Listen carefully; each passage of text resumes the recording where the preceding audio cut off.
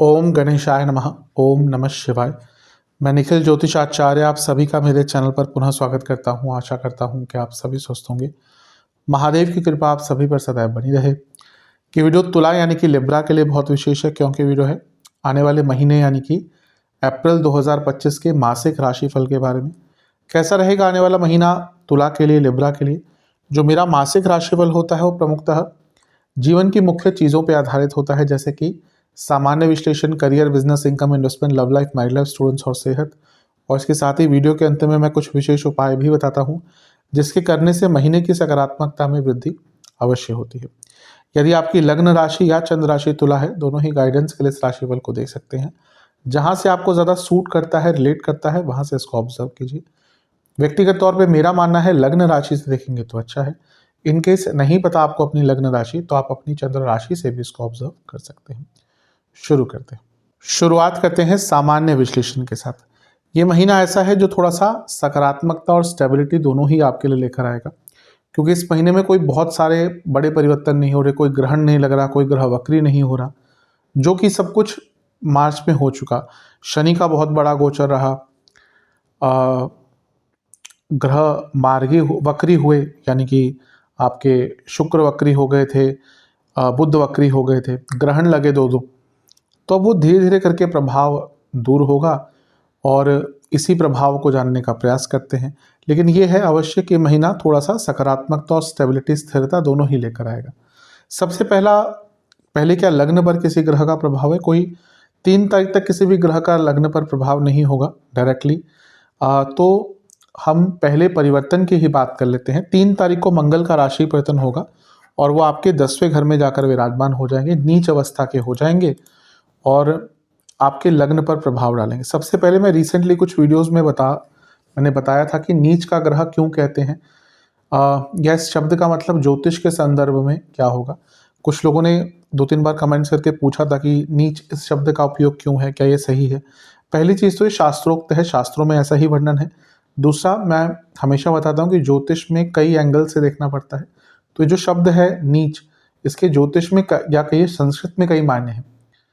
नीचः यानी कि हीन।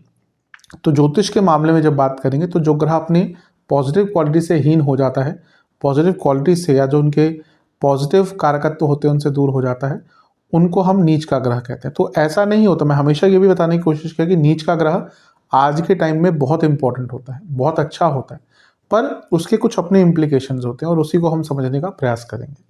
सबसे पहले 10वें घर में जब मंगल आएंगे तो राजयोग बनाएंगे, क्योंकि वो आपके सप्तमेश हैं, केंद्र के स्वामी केंद्र में। ये प्रमोशन का भी योग बन जाता है और यहाँ पे मंगल दिग्बली है, तो जीवन में आगे बढ़ने का भी मौका मिल जाता है। दिग्बली मंगल व्यक्ति का कॉन्फिडेंस, उसकी अथॉरिटी, उसके अपने अंदर विश्वास, इन सारी ही चीज़ों को बढ़ाते हैं। सप्तमेश यहाँ पर राजयोग बना रहे हैं तो बिजनेस में लाभ होगा और आपके पति या पत्नी को भी लाभ मिल सकता है। अच्छा है ये। मंगल का एक प्रभाव लग्न पर होगा और वो धनेश भी है। अच्छा, धनेश का 10वें घर में आना और वो सप्तमेश भी होना, यानी कि 10वें से 10वें के स्वामी, 10वें से त्रिकोण के स्वामी, अर्थ त्रिकोण। तो करियर में प्रोडक्टिविटी भी दिख रही है और जैसे मैंने कहा सप्तम भाव प्रमोशन का बहुत इंपॉर्टेंट होता है, उसी के स्वामी 10वें घर में आकर बैठ गए, जो धन स्थान के भी स्वामी हैं, जो इंडिकेट कर रहा है कि एक धन योग भी बनता हुआ दिख रहा है और प्रमोशन होती है तो धन आता ही है, बढ़ता ही है। तो प्रमोशन के लिए बहुत अच्छा है। दूसरा, वो धनेश होकर लग्न को देखेंगे तो धन की प्राप्ति यहाँ पर बढ़ रही है, धन की वृद्धि यहाँ पर बढ़ती हुई दिख रही है। बहुत अच्छा है, बहुत श्रेष्ठ है। मंगल प्रॉपर्टी के कारक हैं, तो जब लग्न को देखेंगे तो प्रॉपर्टी से कोई लाभ दिला सकते हैं। और मंगल आपके 4थे घर को भी देखेंगे, जो उनकी उच्च की राशि है।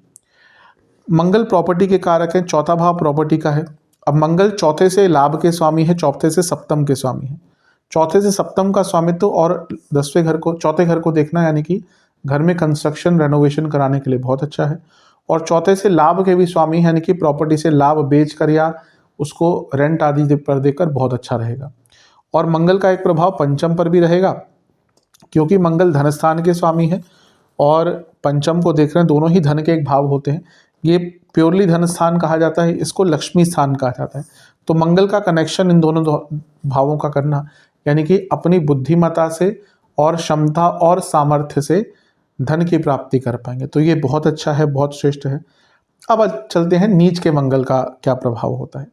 देखिए मंगल, कोई भी ग्रह अगर अच्छा होता है तो उसकी क्वालिटीज़ अलग होती हैं, बुरा होता है तो अलग क्वालिटीज़ होती हैं। फॉर एग्जांपल, अच्छे शनि कुंडली में है तो व्यक्ति बहुत मेहनती होगा, और अगर शनि थोड़े से नकारात्मक है तो व्यक्ति बहुत लेजी होगा। इसको बिल्कुल भी सक्सेस या अनसक्सेस से कनेक्ट ना करें।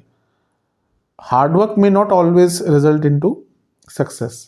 भाग्य बहुत इंपॉर्टेंट होता है। कई लोग आपने भी देखे होंगे, बहुत मेहनत करते होंगे, दिन दिन रात लगे रहते होंगे, लेकिन भौतिक रूप से जब सक्सेस भी बहुत अलग अलग उसकी डेफिनेशन लोगों के लिए हो सकती है, लेकिन भौतिक रूप से मे बी उतने सक्सेसफुल ना हो लोग। और कुछ लोग बहुत लेजी होते हैं लेकिन भाग्य बहुत साथ देता है, उनको बहुत धन की प्राप्ति होती है। तो भौतिक रूप से वो एक प्रभाव बताने की कोशिश करी मैंने। वैसे ही मंगल जो नेगेटिव होते हैं वो लड़ाकू, व्यंगात्मक, नकारात्मक, नकारात्मक शायद गलत एक्सप्लेनेशन होगी। व्यंगात्मक तो होता है, निंदात्मक होता है, क्रिटिसाइज बहुत करते हैं और भिड़ते हैं लोगों से। अच्छे मंगल का ये प्रभाव नहीं होता। अच्छा मंगल इज उदार, वो लीडर होता है।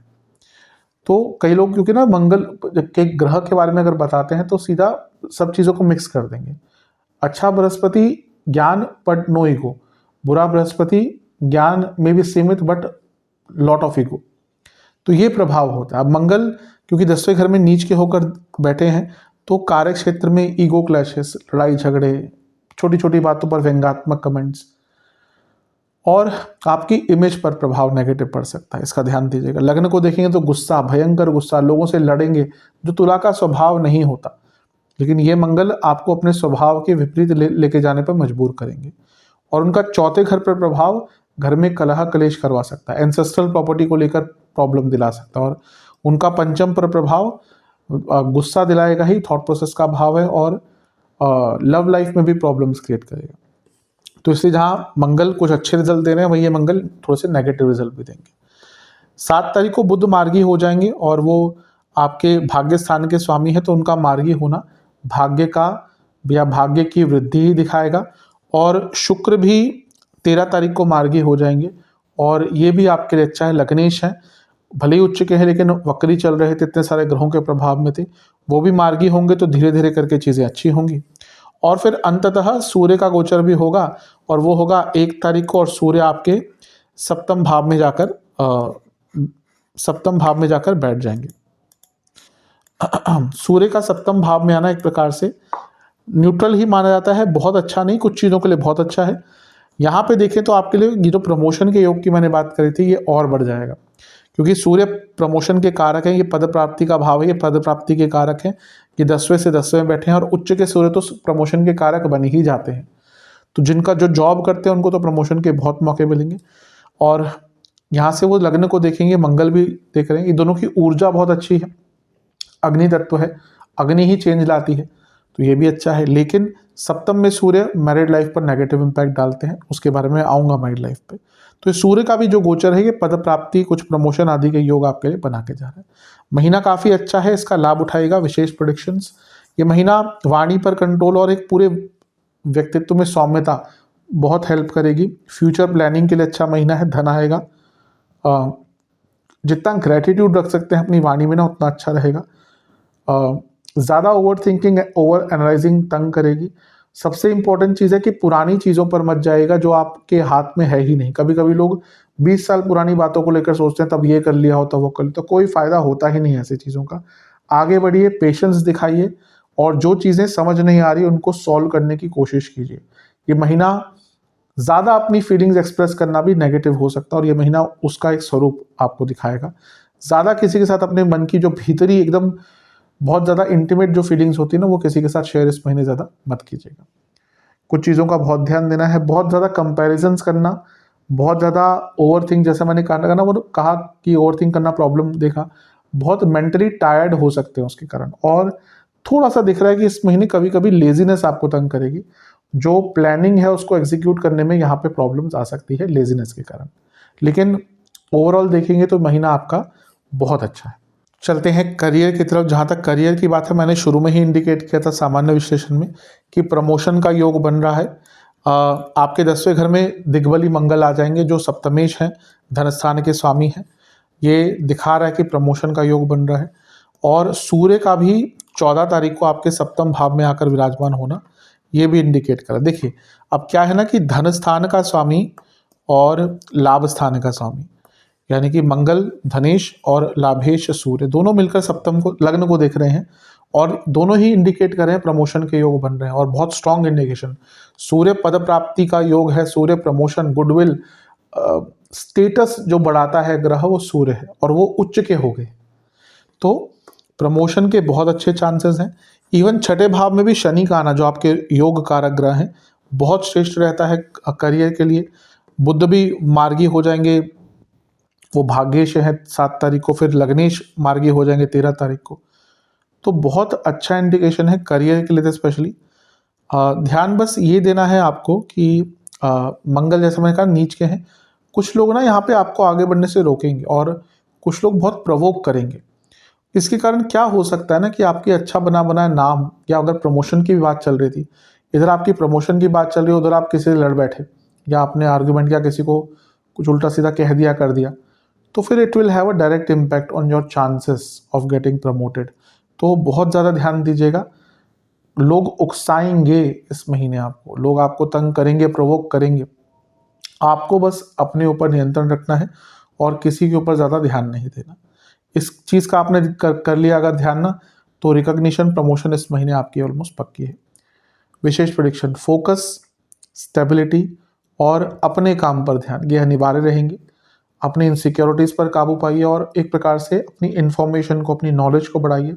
पैशनेटली काम कीजिए, अपने इंस्टिंक्ट्स पर ध्यान दीजिए, अपनी इंट्यूशन पर ध्यान दीजिए और जो कंपनी में बड़े लोग हैं उनके साथ अच्छे संबंध बनाकर रखिए और अपने व्यक्तित्व में एक पॉजिटिव चेंज लाने की कोशिश कीजिए। ओवरऑल महीना करियर के दृष्टिकोण से तो आपका बहुत शुभ है। चलते हैं बिजनेस की तरफ। बिजनेस के लिए ओवरऑल तो महीना अच्छा है, अच्छा धन योग या अच्छे धन योग बन रहे हैं, लेकिन थोड़ा सा केयरफुल भी रहना पड़ेगा। क्यों, मैं बताऊंगा। सबसे पहले जो पहला गोचर होगा सप्तम के स्वामी मंगल का ही होगा, बिजनेस का स्थान है, तो उनका यहाँ पे आना यानी कि 10वें भाव में आना, राजयोग बनाना, दिग्बली होना, यानी कि अच्छा है, एक स्ट्रेंथ भी रहेगी, कॉन्फिडेंस भी रहेगा, बदलाव का मौका मिलेगा। उनका धन स्थान का स्वामी होने के नाते और सप्तमेश होने के नाते जब लग्न को उनकी दृष्टि पड़ेगी, यानी कि आपका पैसा आपके बिजनेस में बढ़ेगा ही। वो सप्तम से केंद्र यानी कि सप्तम से 10वें को भी देख रहे हैं और सप्तम से 11वें यानी कि लग्न से पंचम को भी देख रहे हैं, तो पैसा भी बढ़ेगा, नया काम भी आएगा और एक गति भी मिलेगी। मंगल आते हैं तो गति होती है, गति बढ़ती है। इसके साथ ही आपके लग्नेश भी 13 तारीख को मार्गी हो जाएंगे, उससे थोड़े दिन पहले 7 तारीख को बुध मार्गी हो जाएंगे। सारी ही चीज़ें अच्छी हैं। इसके बाद सूर्य का गोचर होगा, वो भी अच्छा है। सूर्य 14 तारीख को आपके सप्तम भाव में ही आ जाएंगे और वो लाभ स्थान के स्वामी हैं। तो लाभ स्थान के स्वामी आपके सप्तम भाव में आ गए और उच्च के हो गए, तो बिजनेस में पैसा भी बढ़ेगा, काम भी बढ़ेगा, नाम भी बढ़ेगा, शोहरत भी बढ़ेगी, गुडविल भी बढ़ेगी। सरकारी बाधाएं दूर होंगी, सरकारी कोई काम अटक रहा था, आपको कोई लाइसेंस अप्लाई करना था या करा हुआ था, नहीं कुछ रिजल्ट आ रहा, या इस प्रकार की कोई चीज़ है, वो सारी सॉल्व हो जाएंगी। बहुत अच्छा है। फिर भी आप कहेंगे कि आप क्यों कह रहे हैं कि सर थोड़ा सा बच के रहिएगा, इसलिए बच के रहेगा क्योंकि सप्तम से 12वें स्थान में बहुत सारे ग्रह हैं और ये रहेंगे अभी भी इस पूरे महीने, 4 ग्रह हैं।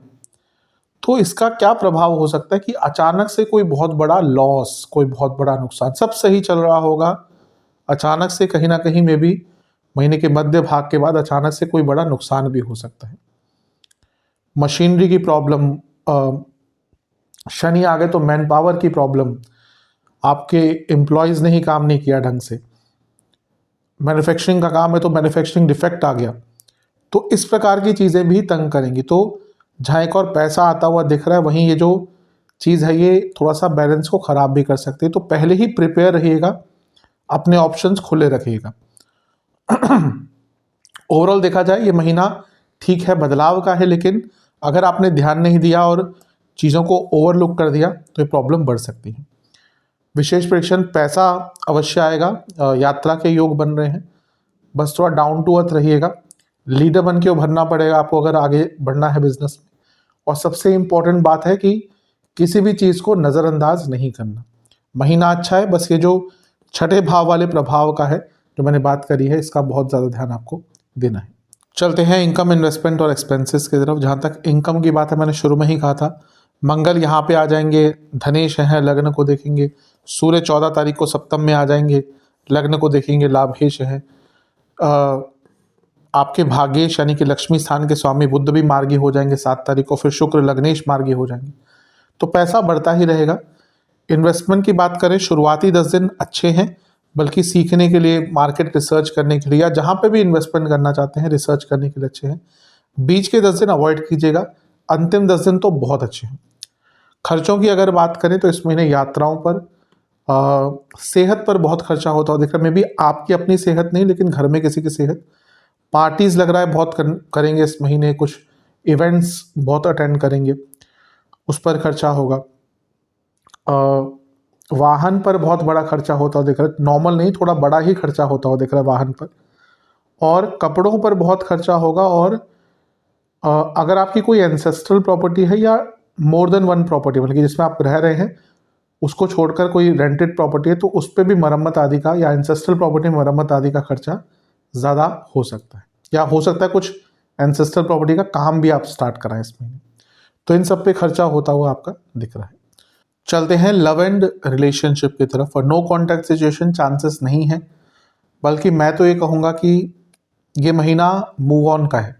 अगर बहुत टाइम हो चुका है, नहीं चीज़ें ठीक हो रही, ये महीना है टू मूव ऑन, उस चीज़ को भूलकर, उस रिलेशनशिप को। मैं उनके लिए स्पेशली कह रहा हूँ जब बहुत टाइम हो चुका है, 6 महीने हो चुके हैं, 1 साल हो चुका है, और रिलेशनशिप अगर ख़त्म हुआ था या बातचीत बंद हुई थी, बहुत बुरे नोट पर ख़त्म हुई थी, तो अब थोड़ा सा आगे बढ़ने का मौका है ये महीना।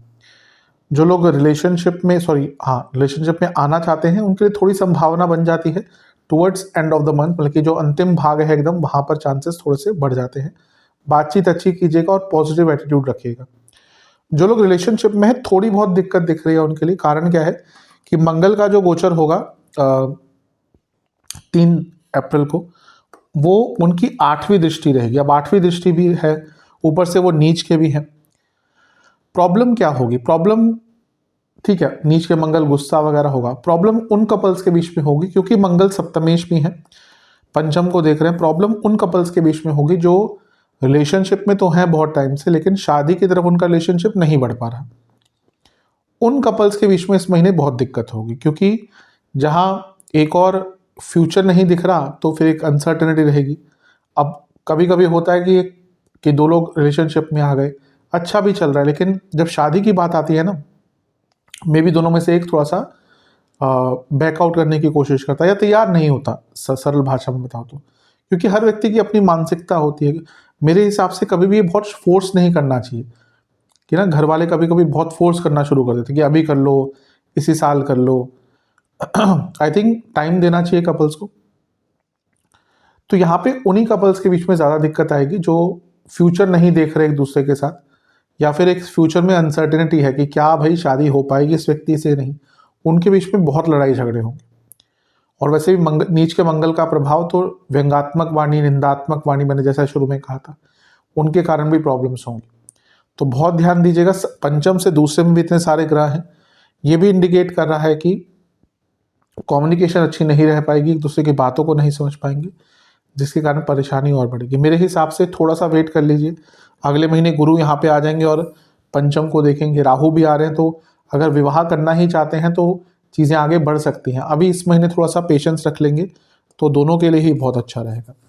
विशेष प्रेडिक्शन, थोड़ा सा समय दीजिए, और अगर कोई गलती हुई है तो उसको माफ़ करके, या आपसे कुछ गलती हुई है तो माफ़ी मांग कर आगे बढ़िए। एक फ्रेश स्टार्ट दीजिए रिलेशनशिप को।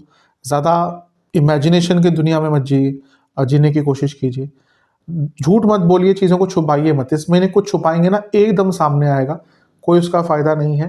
पेशेंस रखिए, एक दूसरे को समझने की कोशिश कीजिए, एक दूसरे से वाइब्रेशन मैच कीजिए, कम्युनिकेशन पर काम कीजिए, और जो आप दोनों में चीज़ें ऑपोजिट हैं उनमें एक समन्वय बिठाने की कोशिश कीजिए, या फिर उसको समझने की कोशिश कीजिए। ऐसा तो नहीं हो सकता कि दोनों सेम होंगे, दोनों अलग लोग हैं, व्यक्तित्व हैं। और वही ब्यूटी है किसी भी रिलेशनशिप की, कि आप एक दूसरे को पूरक करते हैं। जहाँ एक दूसरे के अच्छी चीज़ों का लाभ उठाते हैं, वहीं दूसरे के जो बुरी चीज़ें हैं उनको समझकर एडजस्ट करते हैं। तो इन सारी चीज़ों पर ध्यान दीजिएगा, ज़्यादा शक मत कीजिएगा, क्योंकि उसका भी एक नेगेटिव प्रभाव हो सकता है। चलते हैं वैवाहिक जीवन की तरफ। जहाँ तक वैवाहिक जीवन की बात है, ये महीना बहुत श्रेष्ठ नहीं दिख रहा। सबसे पहले तो सप्तम के स्वामी ही 10वें घर में चले जाएंगे। ठीक है, बिजनेस आदि के लिए अच्छा है, लेकिन नीच के हो जाएंगे। यहाँ पे वो नीच तत्व आता है, लड़ाई झगड़े, एक दूसरे की निंदा करना, क्रिटिसाइज करना। अब वो चौथे घर को भी देख रहे हैं, जो family life, personal life, emotional life पर प्रभाव डालता है, यहाँ से भी दिख रहा है। और 10वें मंगल इन लॉज की प्रॉब्लम दिखाते हैं, तो इन लॉज के कारण बहुत दिक्कत आ सकती है। 14 तारीख को सूर्य आ जाएंगे आपके सप्तम भाव में। अब वो पद प्राप्ति, प्रमोशन, बिजनेस के लिए बहुत अच्छे हैं, लेकिन सूर्य में हमेशा कहता हूँ विच्छेदीकरण, दूर सेपरेट करने वाले ग्रह हैं। लेकिन इन सबसे खतरनाक चीज़ है आपके छठे भाव में बहुत सारे ग्रहों का होना, जो कि सप्तम से 12वां है। और ये ग्रह पूरे महीने यहाँ पे रहेंगे ही। सूर्य शुरू में रहेंगे 15 तारीख तक, 14 तारीख तक, फिर निकल जाएंगे। मैं हमेशा कहता हूँ कि छठा भाव डाइवोर्स का सबसे बड़ा कारण होता है, क्योंकि सप्तम से 12वां है, उसका अंत है, कपल्ड विद सब अदर कंडीशन जो यहाँ पे फुलफिल हो रही है। तो अगर दिक्कत चल रही है ना मैरिड लाइफ में, एटलीस्ट 1 डेढ़ महीना थोड़ा सा संतुलन रखिए, चीज़ों को गुजर जाने दीजिए, टाइम को निकल जाने दीजिए, आगे चलकर चीज़ें ठीक हो जाएंगी। लेकिन अगर आप नियंत्रण नहीं कर पाए तो फिर प्रॉब्लम्स हो सकती हैं। बहुत शुभतापूर्ण महीना तो मैं नहीं कहूँगा। ईगो क्लैशेस से लेकर जो आपके इन लॉज है उनका इन्वॉल्वमेंट, एक दूसरे की बहुत निंदा करना, गंदे या बुरे शब्दों का उपयोग करना, एक दूसरे को नीचा दिखाना, ये ज़्यादा प्रभाव देगा। और जिनकी कुंडली ऑलरेडी वीक है उनको ज़्यादा इम्पैक्ट इसका नेगेटिव झेलने को मिल सकता है। विशेष प्रेडिक्शन, मैरिज का जो बेस है ना वो हिल सकता है इस महीने, तो बहुत केयरफुल रहना पड़ेगा। ओवर पोजेसिवनेस मत दिखाइएगा, हर चीज़ में एकदम डीप तक मत जाइएगा कि कोई एक बात बोली आपके लाइफ पार्टनर ने और एकदम आप घुस गए उसमें। इम्पेशंस बहुत तंग करेगी, गलत डिसीजन मेकिंग विद वर्ड्स या फिर और भी चीज़ों को लेकर प्रॉब्लम होगी। सोचिएगा बहुत बोलने से पहले, हर चीज़ को ओवर कंट्रोलिंग मत कीजिएगा। और मेरे हिसाब से घर की बातों को बहुत बाहर मत निकालिएगा। कुछ लोगों की आदत होती है, एक चीज़ होती है घर में, ढिंडोरा पूरे दोस्तों में, रिश्तेदारों में फैल जाता है। ये नहीं होना चाहिए। ठीक है, नॉर्मल कोई चीज़ है कि कोई कुछ है आपके घर में, कुछ खरीदा है आपने, लेकिन जो पति पत्नी के बीच की बातें होती है ना, वो ज़्यादा बाहर नहीं जानी चाहिए, वरना इसका फिर लोग गलत ही फ़ायदा उठाते हैं। और ये होता है, बहुत लोगों के बीच में होता है। कुछ भी कहने से पहले बहुत सोच लीजिएगा कि वो आपके लाइफ पार्टनर को हर्ट ना कर दे, क्योंकि एक बार आपने बोल दिया तो फिर रिग्रेट बहुत टाइम तक होगा। और सबसे बड़ी बात है कि थोड़ा सा एक दूसरे के ऊपर डिपेंडेंसी बढ़ाइए। कभी कभी क्या होता है ना, हम जैसे शनि बहुत टाइम से देख रहे थे, एक दूसरे से दूर हो जाते हैं और एक दूसरे पर डिपेंडेंट नहीं रहते। वैसे पूरा नहीं होना चाहिए, लेकिन फिर भी पति पत्नी है तो थोड़ी डिपेंडेंसी तो होती ही है, थोड़ा सा एक दूसरे के काम आता ही है व्यक्ति। तो इन सब चीज़ों पर काम किया तो फिर भी जो नेगेटिव तत्व हैं वो थोड़े से कम रहेंगे। फिर भी ओवरऑल बहुत ईजी महीना तो नहीं रहेगा। चलते हैं स्टूडेंट्स की तरफ। एग्जाम से स्टार्ट करेंगे। शुरुआती 10 दिन बहुत अच्छे हैं, बहुत शुभ हैं। बीच के 10 दिन बस थोड़ी मेंटल टेंशन रहेगी, मे बी शायद पर्सनल लाइफ में कुछ ऐसा चल रहा हो या चलेगा इस टाइम पे। अंतिम 10 दिन में फोकस बहुत हट जाएगा और आप गलत चीज़ों पर ध्यान देंगे और कम्युनिकेशन की प्रॉब्लम होगी। अगर कोई एग्जाम है तो कम्युनिकेशन की दिक्कत आ सकती है। ओवरऑल ये महीना ठीक है, क्योंकि एक तो पंचमेश आपके जो हैं वो छठे घर में चले गए, जो कंपटीशन के लिए और भी अच्छा होता है। 3 तारीख को मंगल ही आपके पंचम को देखना शुरू कर देंगे, कंपटीशन के लिए और भी अच्छा है। और एक प्रकार से सूर्य भी जब आपके 14 तारीख को सप्तम में आ जाएंगे, वो लाभ स्थान के स्वामी है, जो पंचम से सप्तम भाव बनता है, यानी कि स्टूडेंट्स के कई कार्य पूर्ण होंगे। सूर्य का उच्च का होना, लग्न को देखना, एडमिशन, सरकारी कार्य, लिखा पढ़ी के कार्य, कोई सरकारी कार्य अटक रहा था, इनमें पूर्णता लेकर आएगा। बुध भी मार्गी हो जाएंगे 7 तारीख को, वो भी अच्छा है। लग्नेश भी मार्गी हो जाएंगे 13 तारीख को। तो स्टूडेंट्स के लिए ओवरऑल तो अच्छा ही है महीना। विशेष प्रेडिक्शंस, प्यार मोहब्बत में थोड़ा सा ध्यान देना पड़ेगा, मतलब कि प्यार मोहब्बत में ध्यान नहीं देना पड़ेगा, प्यार मोहब्बत वाली चीज़ों से थोड़ा सा दूर रहिएगा। मैं मना नहीं कर रहा, लेकिन इस महीने दिख रहा है कि इन चीज़ों के कारण ना आपका फोकस बहुत हट जाएगा और जो अच्छा टाइम है उसका लाभ नहीं उठा पाएंगे। पेशेंस दिखाना पड़ेगा। ओवरबर्डन अपने आप को मत कीजिएगा, क्योंकि उससे मेंटल एग्जर्शन बहुत होगा, मेंटली बहुत टायर्ड फील करेंगे कभी कभी।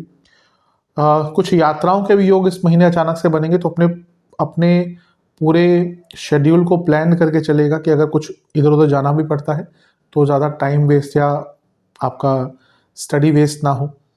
और मेरे हिसाब से थोड़ा सा फ्यूचर को लेकर भी कॉन्शियस रहिए कि क्या क्या बदलाव करने हैं या कहाँ पे पहुँचना है, उसके हिसाब से अभी क्या चेंजेस लाने हैं। महीना स्टूडेंट्स के लिए तो वैसे देखा जाए अच्छा ही है। चलते हैं सेहत की तरफ। जहाँ तक सेहत की बात है, मेरे हिसाब से महीना थोड़ा सा ध्यान देना पड़ेगा कुछ चीज़ों पर, स्पेशली जिनको कार्डियक प्रॉब्लम्स हैं, लिवर की, इंटेस्टाइन की, पैनक्रियाटिक कोई इशू है, डाइजेशन की बहुत दिक्कत रहती है जिनको, और जिनको प्रोस्टेट की प्रॉब्लम है पुरुषों में और महिलाओं में यूट्रस की प्रॉब्लम, उनकी परेशानी बहुत ज़्यादा बढ़ेगी। शुरुआती 10 दिन डायबिटीज़ जिनको है उनको प्रॉब्लम ज़्यादा रहेगी, पेट के रोग रहेंगे और एंग्जाइटी तंग करेगी। बीच के 10 दिन आँखों के रोग, दांतों के रोग, स्किन डिसऑर्डर, लाइफस्टाइल डिसऑर्डर। अंतिम 10 दिन नसों के रोग, वाटर रिटेंशन, कफ रोग बढ़ेंगे या कफ की प्रधानता रहेगी। सियाटिका की प्रॉब्लम, लोअर बैक में दर्द तंग करेगा। उपाय के स्वरूप में किसी भी दुर्गा जी के मंदिर में दुर्गा चालीसा की कम से कम 11 पुस्तकों का दान करें। ज़्यादा भी कर सकते हैं, 11 भी कर सकते, 11 या उससे ज़्यादा पुस्तकों का दान करें। और एक सफ़ेद मिठाई का डब्बा भी वहाँ पर दान करें ताकि वो विस्तृत हो जाए प्रसाद के लिए, और दक्षिणा दे के आइएगा। दूसरा है, आपको महादेव का शुद्ध दूध से अभिषेक करना है और ओम पंचतत्वाय नमः मंत्र का 108 बार जाप करना है, शिव चालीसा का 1 बार पाठ करना है और महादेव को खीर का भोग लगाना है। ये उपाय कर लेंगे, अवश्य आपके लिए महीना अच्छा रहेगा। आशा करता हूँ कि वीडियो आपके काम आएगी। चैनल पे नए हैं, सब्सक्राइब कीजिए, वीडियो को लाइक कीजिए। मिलता हूँ अगली वीडियो में, तब तक के लिए ओम नमः शिवाय।